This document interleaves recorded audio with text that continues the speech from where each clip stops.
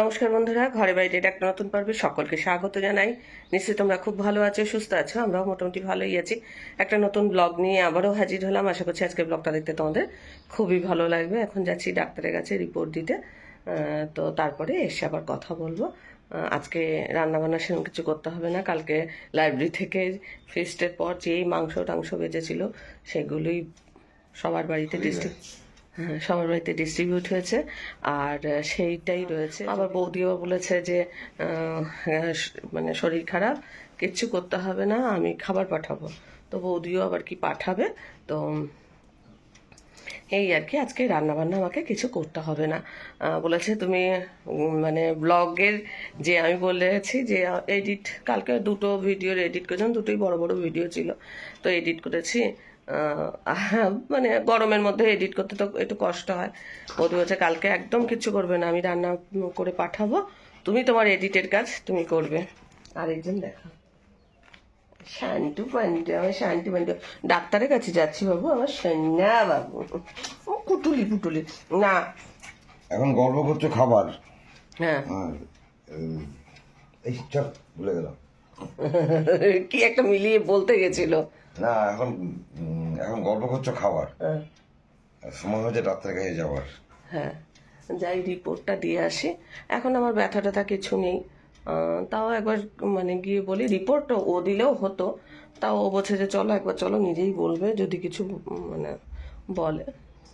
এই কথাটা বন্ধুরা মনে রাখবে, আমার ব্যথা নেই, জীবনে প্রথম বললো। হ্যাঁ, না ব্যথার ওষুধ খেয়েছি এখন। আমার ব্যথা নেই এই কথাটা এটা হ্যাঁ, এখন আমার ব্যথা নেই, ব্যথা নেই। আর এক্সারসাইজ করছি, থাইরয়েডেরও এক্সারসাইজ করছি, কেননা থাইরয়েড আমার বাড়তে পারে, একটুখানি ফুলো ফুলো, নিজের ফুলো ফুলো মনে হচ্ছে, সেই জন্য থাইরয়েডেরও এক্সারসাইজ করছি। তোমাদের একদিন দেখাবো থাইরয়েডের কি কি এক্সারসাইজ করছি। স্পাইনের তো দেখিয়েছি, আর থাইরয়েডেরটাও দেখাবো। আমার মনে হয় অনেকেরই সমস্যা আছে, তো আজকে হয়তো হবে না, দেখি কবে দেখাতে পারি। আজকে এক্সারসাইজ করারও সময় করতে পারিনি, ডাক্তারের কাছে যাবো। আর সকাল থেকে আজকে আমার ছেলের বার্থডে, তোমরা সবাই কিন্তু উইশ করো, ও যেন মানুষের মতো মানুষ হয়, ভালো থাকে, সুস্থ থাকে, এটাই।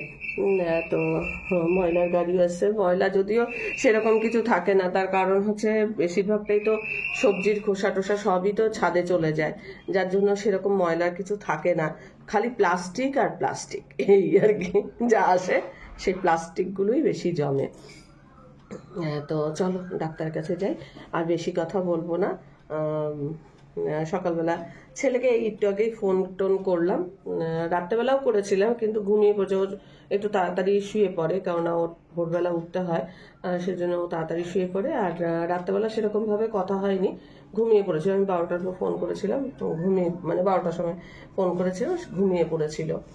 তো এই এখন আর কি, এখন কথা বললো, মানে উইশ করলাম ওকে।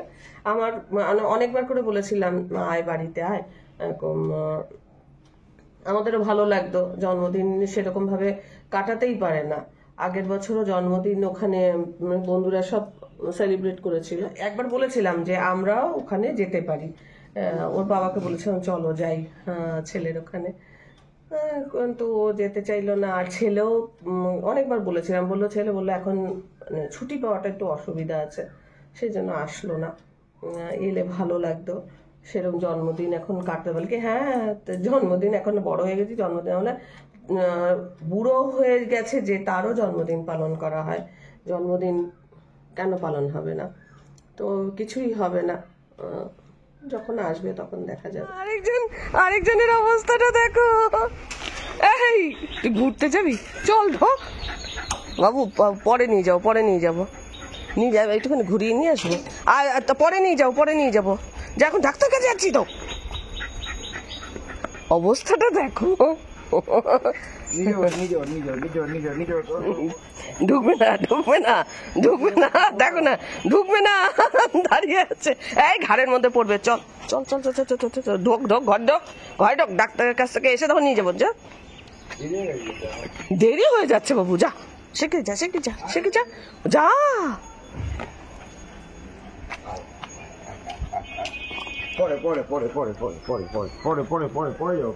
কদিন ধরে একটু ঘুরতে যাওয়ার জন্য এসে করছে গো, ওখান থেকে এসে তারপর নিয়ে যাবো। দাঁড়া, কি কাণ্ড করছে বাবা, এ সেজে গুজে কোথায় যাচ্ছে?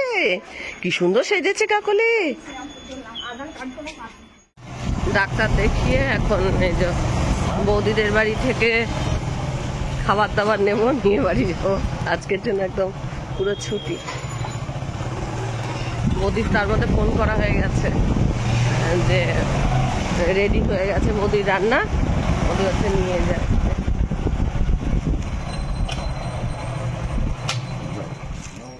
এই যে খাবার দাবার নিয়ে চললাম। না যাবো না, নৌকুকে খাওয়াতে হবে গিয়ে। আচ্ছা হ্যাঁ, এই যে খাবার দাবার নিয়ে চললাম। আজকে রান্না বান্নার আমার ছুটি। 10:35 বাজে, তাই এখন ডাক্তার থেকে এলাম। আর ডাক্তারবাবু আমার যা আগের ওষুধগুলো চলছিল সেই ওষুধগুলোই খেতে বলেছেন। আর মানে যদি পেন হয় তাহলে আবার প্যারাসিটামল খেতে বলছে। এখন আর কোনো ওষুধ খাওয়ার প্রয়োজন নেই, মানে এইটার জন্য যে যে ওষুধগুলো খাওয়ার কথা হয়েছিল। আর আমার বঙ্কাইটিস যেটা বলেছিল সেটা বঙ্কাইটিস হয়নি, তো সেই জন্য তার কোনো ওষুধপত্র কিছু দেয়নি। যেগুলো আগে খাচ্ছিলাম সেগুলো, কিন্তু বঙ্কাইটিস, ডাক্তারবাবু বললেন বঙ্কাইটিস হয়। আমিও মনে মনে ভাবছিলাম যে আমার সর্দি নেই, কাশি নেই, কোনো কিছু নেই, তাহলে বঙ্কাইটিস কি করে হয়। তো তবে পেনের জন্য প্যারাসিটামল মাঝে মধ্যে খেতে বলেছেন যখন পেনটা হবে। আর আমি বলছিলাম যে আমার থাইরয়েড হয়তো অনেকদিন চেক করা হয়নি, থাইরয়েডটা কি চেক করবো নাকি। তো উনি বললেন যে মানে অত জরুরি না যে চেক করতেই হবে, তবে থাইরয়েডটা পরে চেক করে নিতে বলেছেন। এখন নটুকে খাওয়াবো। আর আমরাও ব্রেকফাস্ট কিছু করিনি, চা আর কালকে লুচি নিয়ে এসছি। মানে সবাই ভাগ করে যা হয়েছে সবাই ভাগ করে করে নিয়েছে। তো লুচি আছে, চা, বাসি লুচি আর চা, আজকে আমাদের এই ব্রেকফাস্ট।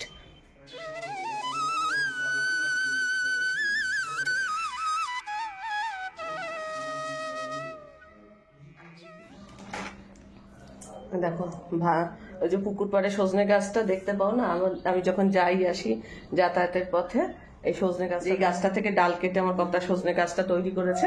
সেই গাছের সজনে একদম টাটকা পেড়ে দিল ভাইরা। তো এটা দিয়ে দেখি কি করা যায়। আজকে তো কিছু করবো না, কারণ আজকে বৌদি অনেক কিছু পাঠিয়েছে, খাবার দাবার অনেক কিছু রয়েছে, যার জন্য আজকে আর কিছু করবো না। আজকে নিচের ঘরটা একটুখানি দেখি, গরমে না উপরের ঘরটা তো ভীষণ গরম হয়। তো একটু মনে মনে ভাবছি যে নিচের ঘরটা একটুখানি গুছিয়ে টুছিয়ে নেবো, একদম মানে ফাঁকা রয়েছে, একটু গুছিয়ে নিলে দুপুরবেলা কি রাত্রেবেলা ওখানে গিয়ে ধরো একটু শুলাম বা নিচে গিয়ে কাজ করলাম, এরকম কিছু করবো, এরকম প্ল্যানে রয়েছি। এখন দেখা যাক কি হয়। মানে উপর নিচ দুটোই আর কি এখন ইউজ করব, এটা মনে মনে ঠিক করেছি।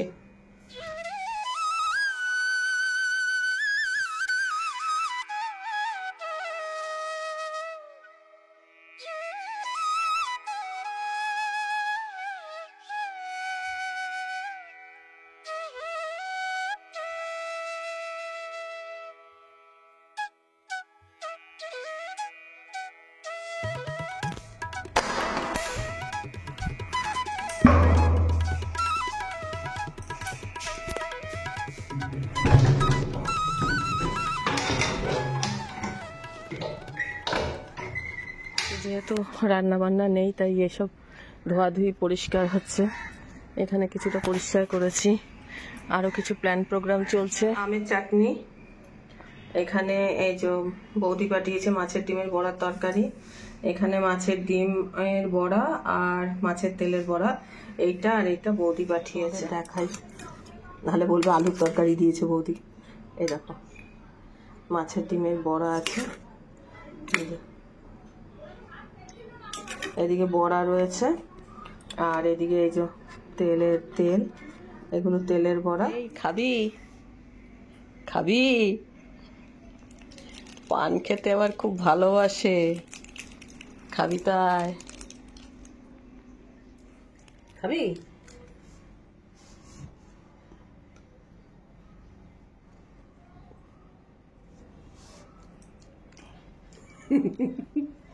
এরকম কোন দেখেছো পান খেতে এরকম ভালোবাসে? নান্টু আবার পান খেতে খুব ভালোবাসে। দাঁড়ায়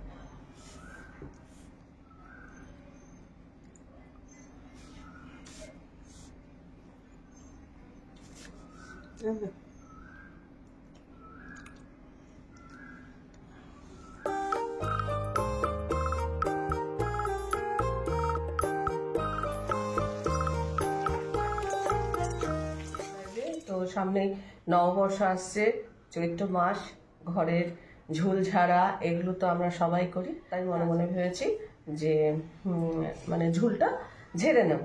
আর তো চলো এই যে পরিষ্কার পরিচ্ছন্ন কাজটা শুরু করি। মোটামুটি মানে রান্না বান্না আমার কমপ্লিট। ভয় বলে কিছু নেই, কিরে ভয় বলে কিছু নেই, তোর তো সাহস বেড়ে গেছে রে।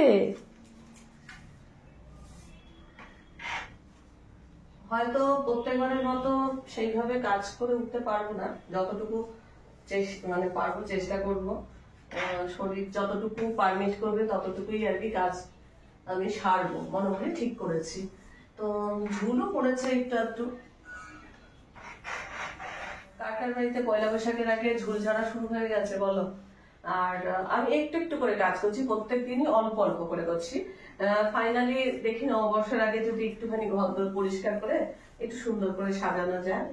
আর কিছু জিনিসপত্র আমার এখানে রয়েছে যেগুলো আমি নিজের ঘরে নিয়ে যাব। নিজের ঘরেও ভাবছি যে রান্না বান্না একটু সেট আপ করবো, তো সেগুলোরও প্ল্যান প্রোগ্রাম চলছে, ধীরে ধীরে তোমাদের সাথে শেয়ার করবো।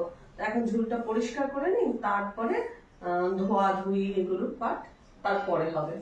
দেখো ঝুলটা ঝাড়া হয়ে গেছে, এবার আমি এক এক করে এই জিনিসপত্রগুলো সরাচ্ছি। আমরা সাধারণত 3-4 মাস ছাড়া ছাড়া মানে পুরো বাড়ি ঘরই পরিষ্কার করি। দেখবে মানে হিসাব মতো নববর্ষের আগে যেমন চৈত্র মাসে আমরা ঝাড়াঝুড়ি করি, ভাদ্র মাসে ঝাড়াঝুড়ি করি, পৌষ মাসে ঝাড়াঝুড়ি করি, এই তো ধরো 4 মাস অন্তর অন্তর মোটামুটি আমাদের ঝাড়াঝুড়ি হয়েই যায়।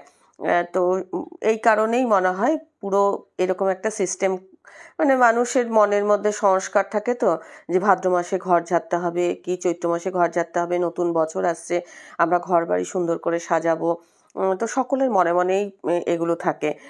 আর দেখো যখন আমি কাজটা শুরু করেছিলাম তখন আমি মনে মনে ভাবছিলাম যে শুধুই আমি ঝুলটা ঝাড়বো, কিন্তু যখন কাজটা মানে আমি শুরু করলাম তখন আমার মনে হলো যে না, শুধু এইটুকু কাজ করলে হবে না, আমার যখন আজকে সময় আছে তাহলে আজকে আমি যতটা সম্ভব আমি আজকে পরিষ্কার করেই ছাড়বো। তবে কর্নার র্যাক এগুলো তো ওপেন, এগুলো আমি মাঝে মাঝেই পরিষ্কার করি, সেগুলো কিন্তু ধরো ওই 3-4 মাস ছাড়া যে করি এমন নয়। আর রান্নাঘরের যখন যেটা অপরিষ্কার হয় তখনই সেটা পরিষ্কার করে নিই।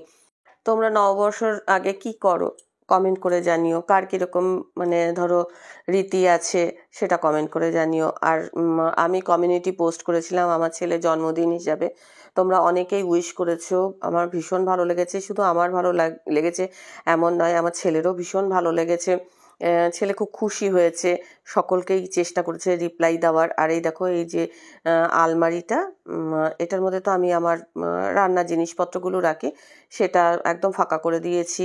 তারপরে মানে টুকিটাকি যা যা জিনিস, এটা আমার একটা DIY কাজ। আমার ছেলে সেদিন বলছে, মা তুমি তো অনেক দিন কোনো হাতের কাজ করো না। সত্যি মানে আমার কিছুদিন যাবত অনেক ভাবনা থাকলেও না করে উঠতে পারছি না। আর এদিকে দেখো এই ডাল চাল এগুলো না আমার আগেই আর কি কদিন আগে আমি এগুলোকে একদম বোতল পরিষ্কার করে রেখে দিই, তাই এটা রোদে দিয়ে নিলাম শুধু। আর যেগুলো ধরো বোতল পরিষ্কার করতে হবে সেগুলোকে এরকম বাসনে ঢেলে ঢেলে রেখেছি, পরে আর কি বোতল টোতল এই যে এগুলো রান্নাঘরে রেখেছি, এগুলো আস্তে আস্তে মেজে উপরে তুলবো।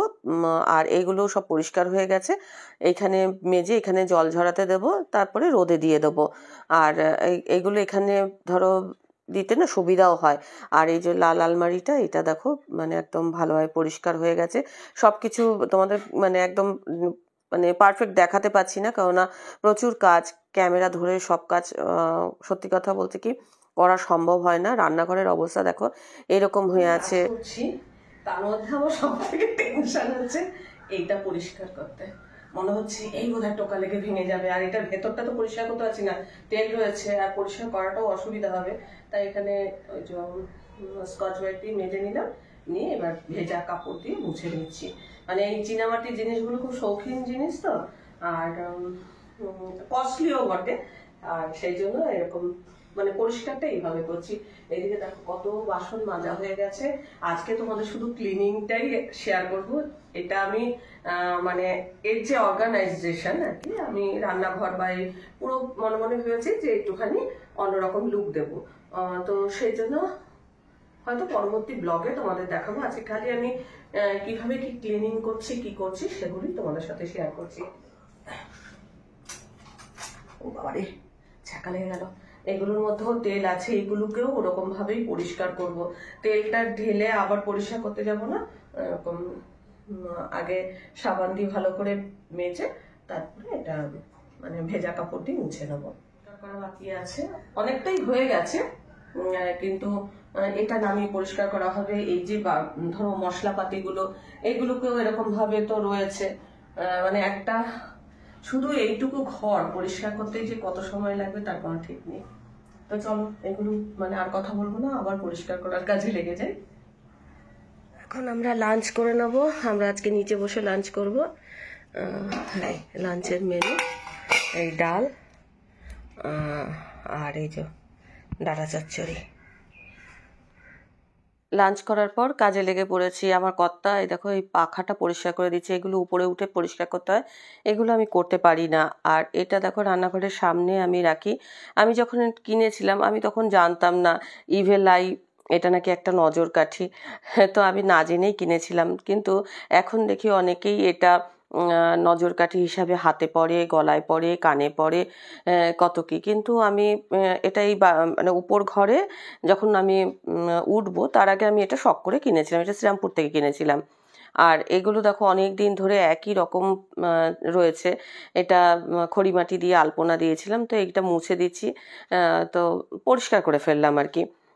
মশলাপাতিগুলো সব রোদে দেওয়া হয়েছে, তারপরে যত কৌটো বাটা ধুয়ে সেগুলো রোদে দেওয়া হয়েছে। আজকে কিন্তু স্নান টান কিচ্ছু করিনি, আগে খেয়ে নিয়েছি, পেট পুজোটা আগে করে নিয়েছি।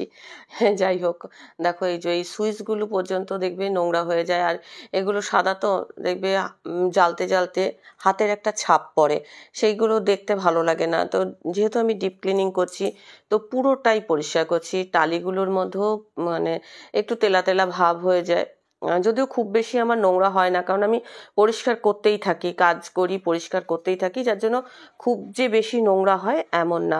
এমনকি ধরো এই যে এই কিছু কিছু জায়গা দেখবে ব্রাশ দিয়ে করলে খুব সুবিধা হয়। যেমন এই জায়গাগুলোতেও না ধুলো পড়ে পড়ে একটু কিরকম হয়ে যায়। তারপরে এই যে পাইপগুলোও আমি মুছে মুছে নিয়েছি, কেননা পাইপগুলোর মধ্যেও না ঝুল পড়ে। আর বিশেষ করে ধরো যাদের বাড়িতে পেটস আছে তাদের বাড়িতে তো বুঝতেই পারবে এরকম হয়। আর কাজ করতে করতে 4টে 4:30 বেজে গেছে, তারপরে মনে মনে ভাবলাম একটু চা খাই, চা খেয়ে আবার কাজে লাগবো। তো দেখো সূর্য কোথায় ডুববো। এখন 5টা বাজে, স্নান এখনো করিনি, কিছুটা কাজ গোছানো হয়েছে, সম্পূর্ণ হয়নি। ধীরে ধীরে তোমাদের আমি পরে ব্লগে দেখাবো কীরকম ভাবে কি গুছিয়েছি। একটু চেঞ্জ হয়েছে, খুব বেশি চেঞ্জ করিনি, তবে একটু চেঞ্জ করেছি, যেই চেঞ্জটা আর কি তোমাদের ভালোই লাগবে। তো এখনো গুছিয়ে উঠতে পারিনি বলে আমি মনে মনে ভাবলাম যে ব্লগটা মানে ওই গুছিয়ে ওঠার ব্লগটা আমি আলাদাই দেব। আর আজকে খালি আমি পরিষ্কারের ব্লগটাই দিলাম।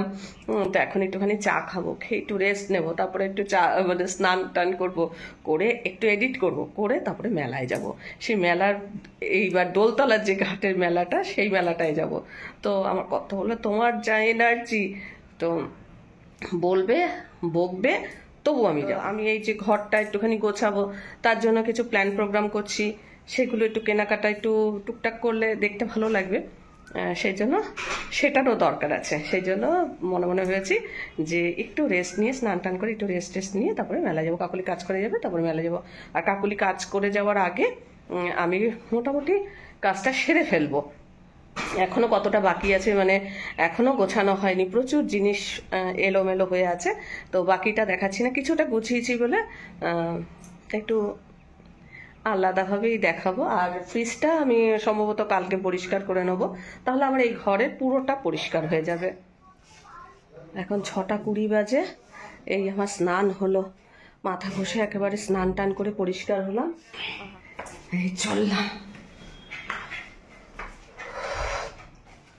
যা ধুয়ে টুয়ে দিয়েছিলাম তার মধ্যে খালি এইটা শুকোয়নি, মানে অল্প অল্প ভেজা আছে, বাকি সব শুকিয়ে গেছে।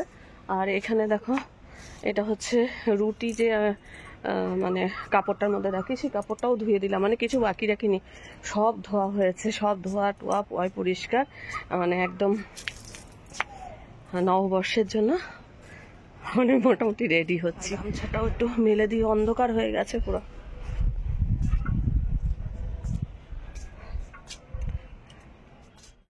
তো এখন চুল টুল আঁচড়ানো হয়ে গেছে, আর 6:25 বাজে। এবার একটুখানি রেস্ট নেব আর শুয়ে ভিডিও এডিটিং করব। এখন 8:15 বাজে। তো আমি তৈরি হয়ে নিয়েছি, স্নান টান করার পর একটু রেস্ট নিয়েছি, তারপরে ভিডিও এডিটিং করেছি, করে ভিডিও আপলোড করতেও দিয়ে দিয়েছি। এবার সেজে গুজে চললাম মেলায়। আর আজকে দোলতলার যে ঘাটে, দোলতলার ঘাটে যে মেলাটা হচ্ছে আজকে সেটাতে যাব। তা আমার কর্তাকে জোর করে নিয়ে যাচ্ছি। বিরক্ত করবে না, এত এনার্জি লেভেলটা তাও লেভেল, এটা লেভেল কি বলবো,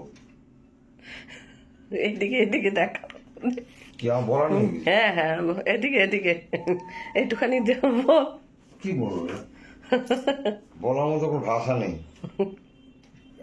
এখন যাচ্ছে এনার্জি দেখাচ্ছে, এনার্জি একটু পরে এসে তুমি কি করবে পারছি না। যাই হোক, দেখবে কালকের ব্লগে, দেখবে। আজকে তো মেলা ঘুরে আসবো, তারপরে মেলায় ঘুরে তারপরে অনেক কাজও রয়েছে। যাই হোক, সেগুলো তোমরা পরের ব্লগে দেখবে। আর আজকে আমি এখানেই ব্লগটা শেষ করছি। আর তোমাদের দাদা দাড়ি কাটতে পারছে না, তার কারণ হচ্ছে একটু অ্যালার্জি টাইপের হয়েছে, সেই জন্য দাড়ি কাটতে পারছে না। তা আমি সেজে গুজে চললাম, আর ও এই ড্রেস পরে চললো। আমি এই যে এই শাড়িটার সাথে দেখো, একটু আমাকে ব্যাক করে শান্তিনিকেতন থেকে যে শাড়িটা কিনেছিলাম হ্যান্ডলুমের, সেইটা পরেছি, সঙ্গে এই যে পার্লের সেটটা পরেছি। এটার সাথেও কিন্তু বেশ ভালো ম্যাচ করেছে, তাই না? হ্যাঁ, তোমরা এই কমেন্ট করে জানিও কিন্তু। আর মেলার ব্লগটা তোমরা কালকে দেখো, আর কি কি কেনাকাটা করবো সেটাও তোমরা কালকের ব্লগে দেখো। তো চলো, আজকের পর্বটা আমি এখানেই শেষ করছি। পর্বটা দেখে ভালো লাগলে অবশ্যই একটা লাইক দিও, প্রচুর প্রচুর শেয়ার করো। আমার চ্যানেলটা ভালো লাগলে অবশ্যই সাবস্ক্রাইব করে নিও। আজকের পর্বটা আমি এখানেই শেষ করছি। দেখা হবে নতুন একটা পর্ব নিয়ে, নতুন কিছু নিয়ে। ততক্ষণের জন্য টাটা।